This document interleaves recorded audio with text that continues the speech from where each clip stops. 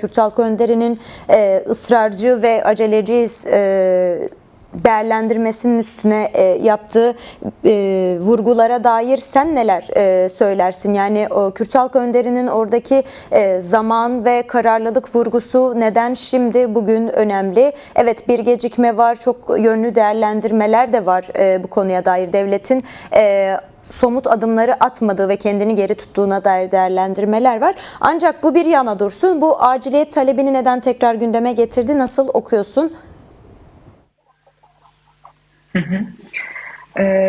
Öncelikle şunu altını çizmek lazım. Bu sürece Önder Apo çok stratejik yaklaşıyor. Çünkü bu stratejiyi kurarken başından itibaren ortaya koyduğu tutarlı bir siyaset var. Türk ve Kürt halklarının kardeşliğine dayalı demokratik ulus ittifaklarıyla Orta Doğu barışını hedefleyen ve bunun üzerinden geliştirilen barış ve demokratik toplum süreci bu dönemin en stratejik yaklaşımıdır. Mesele şu ki bu kadar stratejik bir yaklaşım, bunun programı var, bunun gerekli çerçevesi çizilmiş, geçmişten gelen deneyimleri var, bu coğrafyanın yarattığı deneyimler var. Tüm bunlara rağmen her şey ortada hazır, sadece gerekli adımların atılması beklenirken yumurtanın kapıya dayandığı bu eşik adım atılmasını gerektirme sürecine doğru ilerlerken, bütün ihtiyaçlarda bunu gerekli kılmışken, toplumsal anlamda da bunun refleksleri ortadayken, buna rağmen gerekli adımların atılmamasıyla karşı taraf bu sürece ne kadar stratejik yaklaşıyor, ne kadar taktiksel yaklaşıyor, ne kadar pragmatist yaklaşıyor sorularını fazlasıyla sordurtuyor. Dün de sordurtuyordu ama gelinen aşamada bu sorular çok daha fazla sorulur bir aşamada, güvensizlik daha fazla yayılır durumda ve bu durumun ortaya çıkartacağı yeni denklemler ve riskler var. Bu süreci stratejik bir hamle olarak Önder Apo başlatırken şunu net koydu. Yeni bir dönem Orta Doğu'da taşlar yerinden oynuyor. Yeni bir denklem kuruluyor. Bu denklem 100 yıllık statükonun, 100 yıllık ulus devlet denkleminin alt üst olduğu bir süreç ve herkes için de Orta Doğu dünyanın kalbi durumunda. Bütün uluslararası güç dengeleri şu an Orta Doğu'da farklı stratejiler, farklı hesaplarla güç devşiriyor ve buna dayalı plan yapıyor. Biz buradan Halklar Cephesi'nden bağlı olarak bu süreci bir denkleme oturtmaya çalışıyoruz. Barış ve demokrasi denklemine evrilmeye çalışıyoruz bu kaos aralığını. Bu nedenle bugün 2015 gibi bir süreçte de değiliz. 2015'i aşan bir dönem içerisindeyiz ve bu dönemin en önemli ihtiyacı uluslararası denklemin değişiyor olması. Bu denklemler yeni darbe mekanizmasını doğuruyor, yeni savaşları doğuruyor ve yeni değişimleri doğuruyor. Eğer hızlandırılmazsa bu süreç sadece halkların aleyhine değil, Türkiye Cumhuriyeti Devleti aleyhine de dönecek bir süreç. O nedenle stratejik bir süreç. O nedenle Devlet Bahçeli devlet aklı olarak ortaya çıktı ve devlet aklı olarak konuşmaya başladı ve bu sürece dair bir ciddiyet oluşturdu.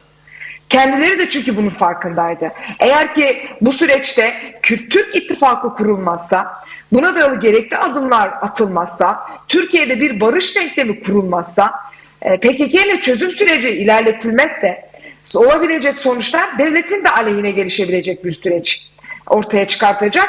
En yakın örneğini biz Suriye'de gördük. Yani Esad rejimi Baas rejimidir.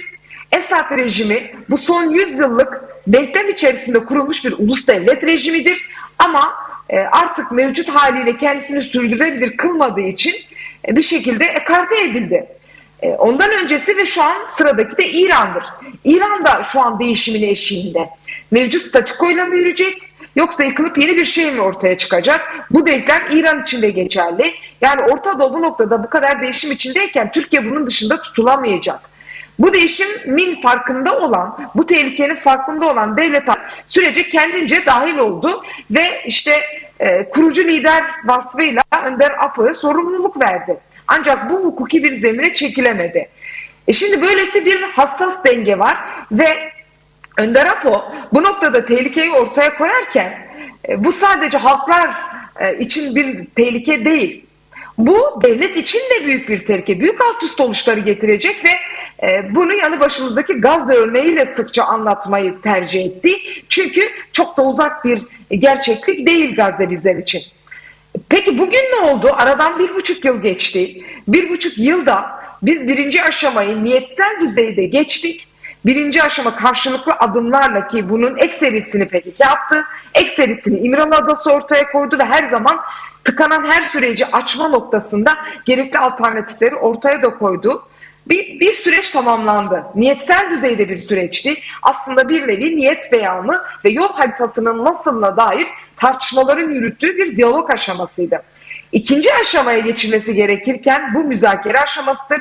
Yani planlı bir yapısal ilişkisellik dönemidir bu müzakere dediğimiz süreç.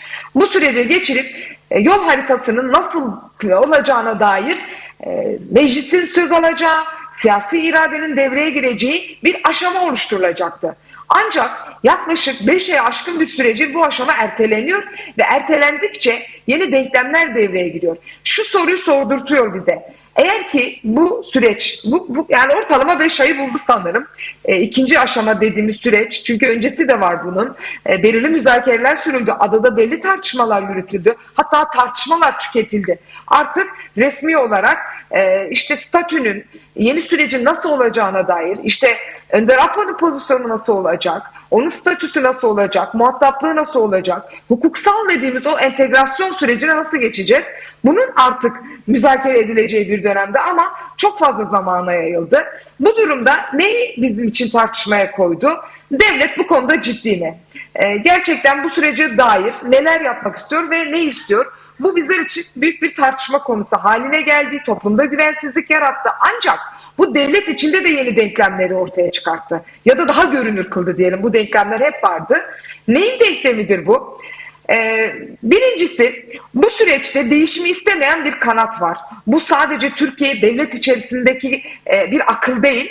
Bu uluslararası denklemde de İngiliz aklı dediğimiz, fazlasıyla statükoyu korumak isteyen, Arap Baharı'yla birlikte yeni sürece nasıl bir değişim yapacağına dair operasyonel müdahalelerle Orta Doğu denklemini dizayn etmeye çalışan bir İngiliz aklı var. Bu statükocu bir akıl.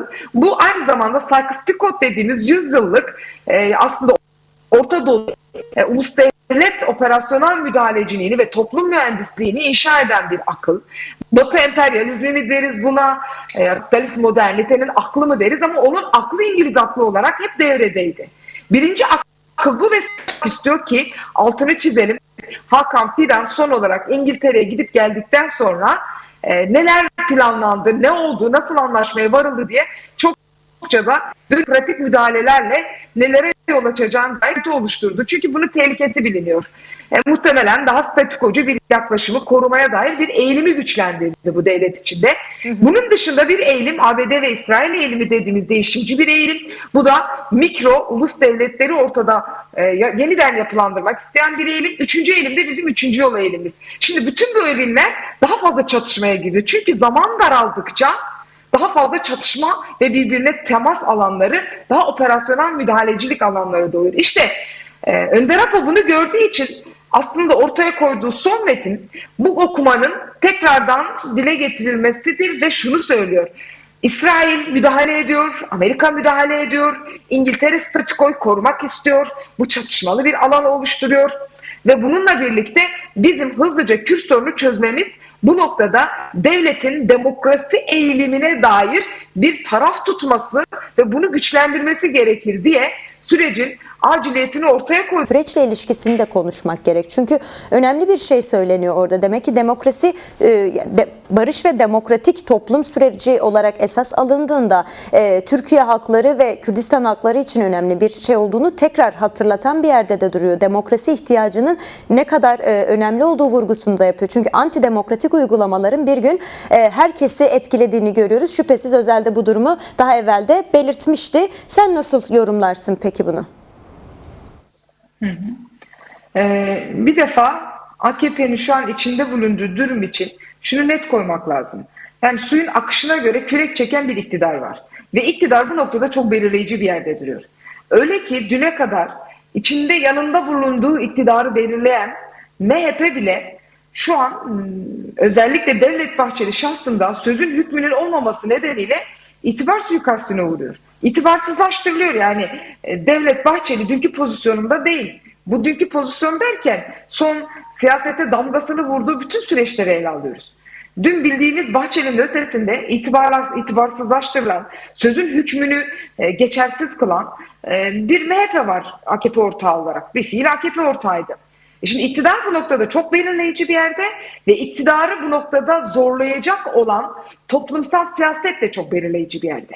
Yani bu sadece iktidar yapsın, ben de bu noktada süreci sürdüreyim diye devam ettirilecek bir aşama değil. İkinci aşama dediğimiz süreç iktidarın pragmatist, günü kurtaran, kendisini ayakta tutmak için belirsizlik rejimiyle ülkeyi yöneten siyasetine toplumsal baskıyla da müdahale etmek gerekir. Bu da işin en temel güçlerinden biri. Önder Apo son görüşmesinde şunu net koydu. Yani CHP'ye dair yapılan, CHP'yi de bağlayan, CHP yapanı da bağlayan bir antidemokratik uygulamadır. Herkesi sardı. Çünkü CHP'nin içinde bulunduğu pozisyonda dikkat edin. Özellikle Kürtlerle içerisine girdiği örtük ittifakla birlikte kazanımları ve bu kazanımlar karşısında iktidarın operasyonel hukuk ambalajlı operasyonel müdahalesiyle geldiği aşama öyle ki biz AKP'ye devrimci direniş sembolleriyle anlam yükler pozisyona geleceğiz. Yani AKP herkesi kendi muhalefeti içerisinde büyüten bir siyaset oluşturdu. Muhalefetini güçlendiren bir yaklaşım içerisine girdi. Bugüne kadarki yaklaşımı buydu.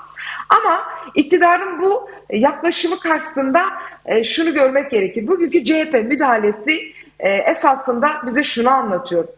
Dikkat edin, Kılıçdaroğlu şunu söyledi en son açıklamasında. CHP kuruluş kodlarına geri dönecek. Bu çok temel bir cümle ve bence eğer ki bu tür müdahaleler olursa günün sonunda kime yaradıysa müdahaleyi yapanı orada anlamak lazım. Bu müdahale niye yapıldı? Birincisi şu çok kulislerde tartışma konusu olan bir gündem. Bahçeli ile birlikte bu süreç yürütülecek mi, yürütülmeyecek mi? AKP Bahçeli'ye müdahale edecek mi, MHP müdahale edecek mi? Bu bir tartışma konusu olarak muamma. Çünkü iktidar sürekli pragmatist bir politika yürüttüğü için belirsizlik rejimine hakim kılıyor. Bu yapısından dolayı. Bununla birlikte şu anki tartışmalar da gerçekten MHP yerine CHP'yi mi süreci hazırlıyor? Çünkü MHP'nin de Kılıçdaroğlu'yla Özgür Özel'in birliktenliğini, CHP'nin bölünmemesi gerektiğini, bölünürse oluşabilecek çatışmalı durumun haliyle sürecin ve devletin bekasını bile etkileyecek bir düzeyde olduğunun işaretini verdi ve bunun yarısını da yaptı. Şimdi bu müdahale bu nedenle kime yapıldı? Eğer ki CHP gerçekten tekrardan işte kuruluş kodlarına geri döneceğiz dediği aşamaya gelecekse o zaman iktidar nasıl bir politika yürütecek? İktidar yeni dönemi neyle yapacak? Sonuçta bu operasyonu yapan iktidarın kendisiydi, bizzat kendisiydi. O zaman yeni dönem için neyi hedefliyor? CHP ile mi iş tutmak istiyor? CHP'yi bu çizgiye mi çekmek istiyor? Ve aynı zamanda muhalefetini mi zayıflatmak istiyor? Elbette Özgür Özel ortaya koyduğu politik yaklaşımla Kürtlerle örtük bir şekilde yürümek istedi. Örtük bir şekilde yol almak istedi ama kendi içindeki ulusal çizgiyle çok bu noktada mücadele edemedi. Evet, tabii ki ne kadar samimiydi siyaseten bunu bilemeyiz ama sonuçta böyle bir politik çizgi ortaya koydu. Ancak günün sonunda en büyük hatayı İmralı'ya heyet göndermeyerek yaptılar. Yani bu sürecin dışında kaldı zaten CHP mevcut haliyle. Bu durum CHP'de şu ikilemi yarattı. CHP kuruluş kodlarıyla mı yürüyecek yoksa kendisini yenileyecek mi? İşte bu noktada Önder Apo'nun çok temel bir uyarısı var. Bağız rejimi kurucu bir rejimdi. Ulus devletin kurucu rejimiydi. Ancak yenilenemediği için, ulus devletin yarattığı krizlere çözüm getiremediği için bizzat yine kendi elleriyle yıkıma uğramıştır. Bugün CHP de kurucu bir devlet gücüdür. Yani kurucu partidir. Devletin kurucu partisidir. Ve bugün devletin kurucu partisi yeni dönemde değişim dönüşüme girmezse sonu Bağız gibi olacaktır. Şu an CHP yapılan müdahale kadar, bunun antidemokratik karakteri kadar CHP'nin de yeni dönem dizaynında nerede duracağı bizler için tartışma konusudur. Gerçekten kendisi demokratik ilkelerde bir değişim dönüşüme mi girecek? Yoksa gerçekten kurucu asli gücün, yani o kurucu kodlarına mı, o tek devlet, tek dil dediğimiz ulus devletçi çizgiye mi dönecek? Bunun için süreç açısından belirleyici bir yol ayrımıdır. Bunu zaman içerisinde göreceğiz. Bununla birlikte CHP'nin kendi içerisinde bulunduğu bu pozisyon şuradan ele almak lazım. Önder Rapor çok net uyarı yapıyor. Demokrasi herkes için geçerlidir. Yani demokrasi noktasında lafazanlık yapılarak demokrasi işte özellikle zamanı kurtarmak adına ya da demokrasi sırf kendini iktidarda meşruluğunu sağlamak adına kazanılacak bir yaşam ya da bir yönetim tarzı olamaz. Ya da böyle bir zihniyeti yoktur demokrasinin. Bu nedenle şunun altını çiziyor. Bakın çok önemli bir şey söylüyor Önder Rapor'da. Büyük öfkeyle yüklü toplumlardan bahsediyor. Neden bunu söylüyor? CHP'ye yapılan müdahale Truva atı rolüyle bizzat Kılıçdaroğlu eliyle yapılmıştır. CHP'deki ikilemler bunu fazlasıyla beslemiştir. Bu durum topluma çok sert bir müdahale olmuştur bu süreç açısından. Çok sert bir müdahale. Yani süreç açısından çok sert bir müdahaledir. Bunu kim yaptı? Niye yaptı? İngilizlerin statükoyu koruma aklı mı bunu yaptırdı? AKP süreci yürütmek için mi bunu yaptı? Yoksa CHP süreç açısından Kürt sorunu üzerinden yeni bir rol mü oluşturmak istiyor? Bir tür belirsizlikler yan yana şu anda. Nesrin, evet konuşacak. Toparlayalım. Toparlayalım, aynı zamanda konuşacak çok şey var biliyorum. Önemli Çok noktalara kısa da bir değindin. cümle. Toparlayalım burayı. Sadece şunu belirtelim. Bu sert müdahalenin yarattığı toplumsal iklim daha fazla kutuplaştırıcıdır. Biz bu sert müdahaleyle toplumsal iklimdeki kutuplaşmanın da önüne alamayız. Süreç açısından da daha fazla belirsizlik yaratmıştır. Şuradan da bakabiliriz. Bu müdahalelerle Türkiye yeni bir dizayn mı yaşıyor? Bu dizayn içerisinde neredeyiz diye tartışmak gerekir ama Önder Apo'nun bu krizli ortamda üçüncü yol olarak demokratik toplum çizgisinin, yani bu Kürt sorununa çözüm eğilimini ortaya koyan, toplumun demokratikleşmesini ortaya koyan eğilimin bu krizlerden çıkışı sağlayacak güç olduğunu ortaya koyması, bunun aciliyetini ortaya koyması bu mesajın temel ruhunu ortaya koyuyor. Mesaj esasda toplumsal değişimlerin nasıl olması gerektiğini ve bu operasyonel müdahalenin yarattığı yeni tehlikelerin altını çizerek biz bu sürecin nihayete ermesinde kararlıyız yaklaşımını ortaya koyan bir mesajdı.